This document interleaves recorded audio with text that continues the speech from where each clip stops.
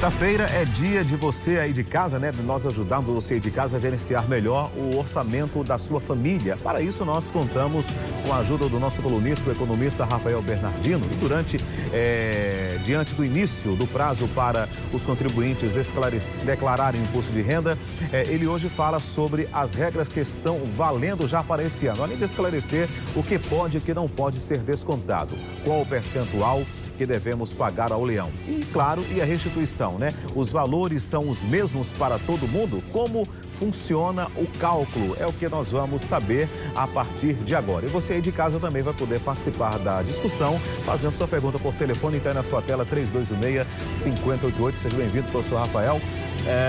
Quais foram as mudanças significativas em relação à declaração do ano passado? Bom, João, boa noite, telespectador. As mudanças não são tantas, né? Na realidade, a Receita Federal está exigindo, agora, especialmente, que todo dependente você tenha que colocar o CPF. Então, se você tem crianças, mesmo sendo pequena, você tem que cadastrar essas crianças, tirar um CPF e declarar. Essa é uma das mudanças que não é muito complicado. E também o detalhamento de patrimônio, que antes, se você citava lá que você tinha um apartamento, um terreno, o que seja, hoje você precisa de detalhar isso com mais informações o máximo possível, pegar no cartório se você não tiver o registro do imóvel e colocar todas as informações lá na sua declaração patrimonial. Essas são as principais mudanças aí, além da tributação que continua sendo alta para muita gente. A dona Luzinete Tambaú, professor Rafael, pergunta sobre a questão dos dependentes. Se tem limite do número de dependentes para você colocar na sua declaração da Receita? Não, limite para o número de dependentes não tem. Você tem que ter, sendo dependente, você pode ter 4, 5, 6, o que for. O que tem é um limite por valor por cada dependente. Aí sim, mas a quantidade de dependente, se efetivamente for dependente, você pode e deve colocar no imposto de renda. No caso, por exemplo, o marido e mulher, né? Tem os mesmos filhos, eles declaram independentemente do outro. Eles podem colocar os mesmos filhos como dependentes? Por exemplo, eu vou colocar os meus 2 filhos e a minha esposa vai colocar os mesmos 2 filhos que ela tem comigo. Isso não pode. Isso não pode. Na realidade, você tem que fazer o cálculo direitinho. Se você tem renda, sua mulher tem renda, então, primeiro, o ideal, dependendo do valor da renda, é que as declarações sejam separadas. E vocês escolhem aonde colocar o dependente. Em geral, se o marido for cabeça do casal, isso significa dizer, se tiver uma renda maior, coloca. Agora, não pode colocar os 2 dependentes, o mesmo dependente, não. Se você tem 2 filhos, naturalmente, você pode colocar um dependente em uma declaração, outro na outra. Agora, vai depender mesmo do valor da receita, da renda que você possa ter. Mas nunca colocar os mesmos dependentes em mais de uma declaração. Isso não pode.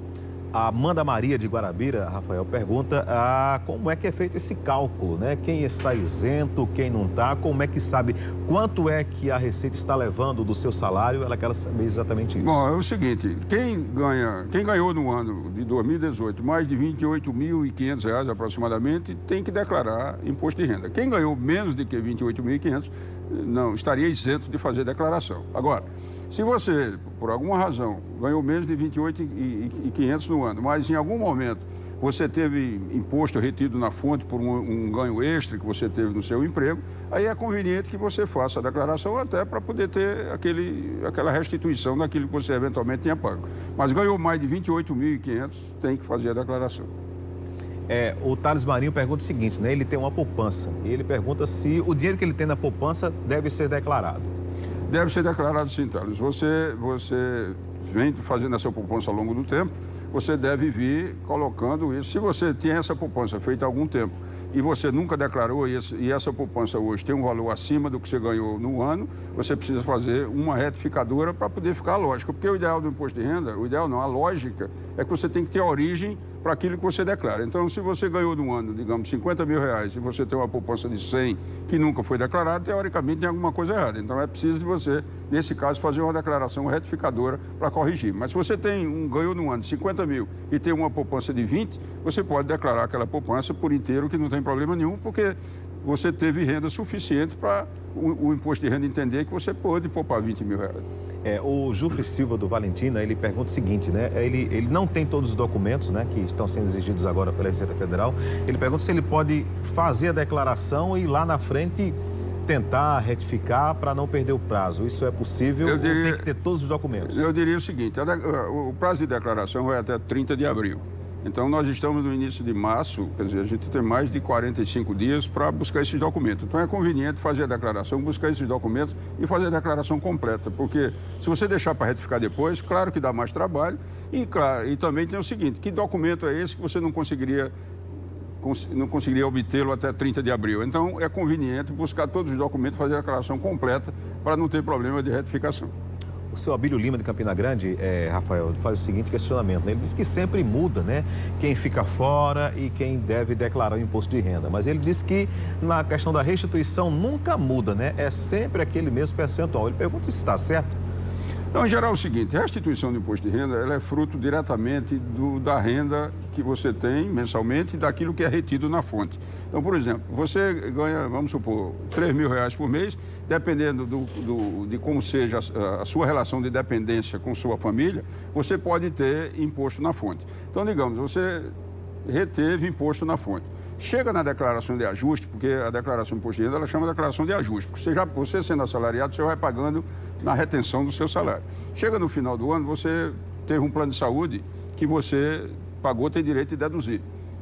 Os dependentes que você também deduz. Então, nesse sentido, a sua renda, ao final, a renda tributável, pode ser inferior àquela que foi considerada quando você estava pagando o seu imposto de renda. Então, nesse caso, você tem restituição, porque a sua renda líquida final, para efeito de tributação, foi menor do que aquela sobre a qual você foi tributado.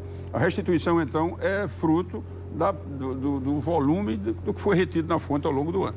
Se você, por exemplo, tem duas rendas, você tem 2 empregos, por exemplo, ganha determinado valor num emprego A e determinado valor no emprego B, e a retenção na fonte é em função daquele valor. Quando você soma os 2 empregos, a tributação é maior.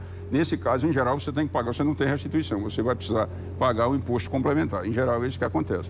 Mas a restituição, ela é fruto diretamente do volume de ganho que você teve ao longo do ano e do que você conseguiu abater no final do ano.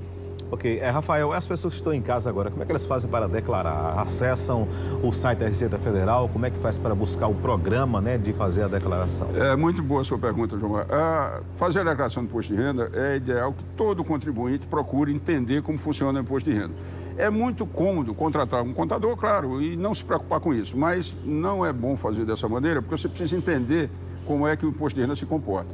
E você acessa a internet, declaração do imposto de renda, o programa é autodidata, você pode, lendo aquilo ali direitinho, você pode entender. Você baixa com muita facilidade o programa no seu computador e pode fazer a sua declaração. Não quero fazer, mas é bom que você leia as instruções para você entender como funciona. Isso é muito importante, porque você contribuinte tem que ser bem informado. E o endereço está aí na tela, né? receita.economia.gov.br. Rafael, muito obrigado pela sua presença aqui.